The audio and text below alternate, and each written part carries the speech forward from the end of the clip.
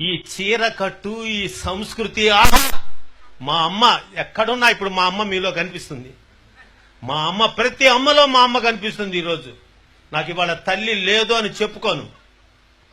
మరి మీరు మాతృమూర్తి, మీ బిడ్డలకు ఎందుకు ఇవ్వటం లేదు స్ఫూర్తి? మీ తర్వాతి తరం నిలబెట్టాలి కదా వంశకీర్తి. మన సంస్కృతిని ఎందుకు చేయరు వ్యాప్తి? సార్ నేనేదో మాట్లాడుతాను అనుకోవద్దు, జాస్తి మాట్లాడకపోతే మీ వాళ్ళు నాకు చేస్తారు శాస్తి. మన సంస్కృతి మీరివ్వాలమ్మా ఆకృతి. స్త్రీ అంటేనే ప్రకృతి, స్త్రీ లేకపోతే మగవాడు వికృతి. స్త్రీ అనే పదం పవిత్రమైన అన్నమయ కృతి. మీరుంటేనే పనిచేస్తుంది మాకు మతి. స్త్రీయే సమాజానికి గతి. స్త్రీ ఉంటేనే అంతా పురోగతి, స్త్రీ లేకపోతే అధోగతి. అందుకే తాళి కట్టంగానే మీరు అయ్యారు శ్రీమతి. మరి మీరేమిస్తున్నారు బహుమతి? ఈ అన్న మాటకి ఇవ్వాలి మీరు ఆనతి, దానికి చెయ్యాలి మీరు ప్రణతి. అది చెప్పడానికి చేస్తున్న వేదిక మీద వినతి. మీ చిరునవ్వే కదమ్మా ఈ జగతి, లేకపోతే మేమంతా అయిపోతాం ఆహుతి. మీ బిడ్డలకి భారత భాగవత రామాయణాలు చెప్తున్నారా? ఇప్పుడు వచ్చారు ఎవరో ముసలమ్మలు వచ్చారు, ఎంత ఆనందపడ్డాను. ఆ బిడ్డలకు నాయనమ్మ అమ్మమ్మ ఉన్నారే. పెరిగిన ఫ్యాషన్లో వృద్ధాశ్రమాలలో కూర్చోబెట్టి పసిబిడ్డలకు చెప్పవలసిన పాఠాలన్నీ కూడా పక్కకు పోయి వాళ్ళ బాధల్ని వివరించడానికి ఒక అమ్మమ్మ నాయనమ్మ లేని ఈ ప్రపంచంలో ఎలా ఉంటుంది వాళ్ళ బ్రతుకు? మీరా పిల్లవాడు పాపం 6 గంటలకు వేకప్, 7 గంటలకు మేకప్, 8 గంటలకు రిక్షావాడు పికప్, ఇంకా స్కూల్లో ఆయమ్మే చెకప్, అమ్మగారికి సీరియల్ మీద థింకప్, ఇంకా పిల్లలు ఏదమ్మా లింకప్? మీకు మనసు మమత లేదమ్మా, వాడికి ఆ మొగలు రేకులు గుచ్చుతారా? ఒకరికి 2 ఉన్నారే, మీరు నాతి చరామి అంటిరే. మరి మీరు నాగినిలాగా బుస్సని కాటేస్తే ఎట్లమ్మా?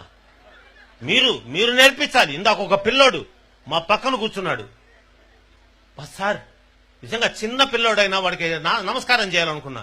వాడు విశ్వనాథరామ పద్యాలు చెప్పాడు సార్. ఐ నెవర్ ఎక్స్పెక్టెడ్, నేను ఊహించలా.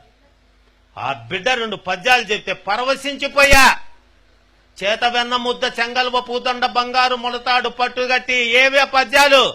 తమ తమ నెలవులు తప్పిన తమ మిత్రుల శత్రువులౌట తథ్యము సుమతి. తెప్పలుగా చెరువు నిండిన కప్పలు 10,000 చేరు గదరా సుమతి.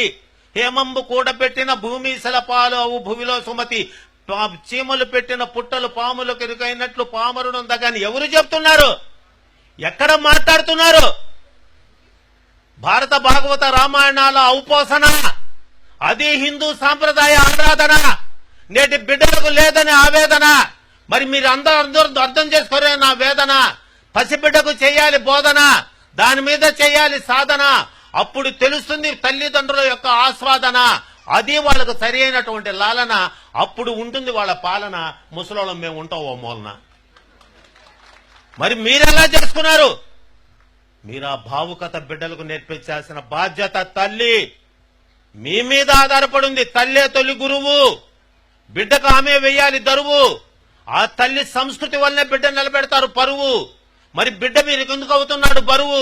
బిడ్డకు ఆ పద్యాలు ఎందుకు అవుతున్నాయి కరువు? ఆ బిడ్డలకు మీరు ఎందుకు వేయటం లేదు ఎరువు? అట్లా వేయకపోతే వాడి భవిష్యత్తు కన్నీటి చెరువు, పోతుంది వంశ పరువు. ఎందుకంటే మహిళా స్వరూపిణి. మగవాళ్ళ మాకేందమ్మా, ఒక్క శ్రీరామనవమి, ఒక్క వినాయక చవితి, ఒక్క కృష్ణాష్టమి. మరి నీకు నవరాత్రులు. ఆహా, 9 రోజులు ఆడబిడ్డకి ప్రపంచమంతా ఘనంగా అమ్మా అని నోరారా పిలుస్తూ 9 రోజులు అమ్మను సేవిస్తున్నారంటే స్త్రీ యొక్క విలువను అర్థం చేసుకున్నాము. మేము స్వామి పాత సినిమాలు చూసి మేము మారాం. పాండురంగ మహోత్సవం సినిమాకి వెళ్ళే స్వామి, ఆ పుండరీకుడు అర్ధరాత్రి పూట తల్లిదండ్రులను దొంగని చేసి ఇంటి నుంచి తరివేస్తే కాముకుడై కళ్ళు మూసుకోపోయి గంగా యమున సరస్వతిని అవమానిస్తే మునీశ్వరుని కాళ్లతో కొట్టబోతే 2 కాళ్లు పోయినప్పుడు మునీశ్వరుడు చెప్పాడు, నీ తల్లిదండ్రులు ఆశీర్వదిస్తేనే నీ కాళ్ళు వస్తాయి. అప్పుడు అన్నా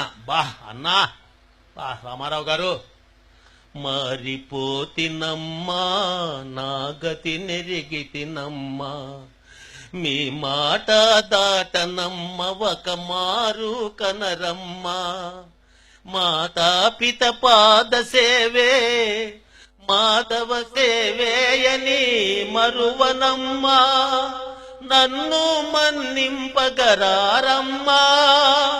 అమ్మా అమ్మా. 7వ తరగతి చదువుతున్నా, థియేటర్లో పెద్దగా ఏడ్చేశాను. ఆ రోజే ప్రణామం చేసుకున్నా, నేను పెరిగి పెద్ద నా తల్లిదండ్రులకు సేవ చేసుకోవాలి. చేసుకున్నా.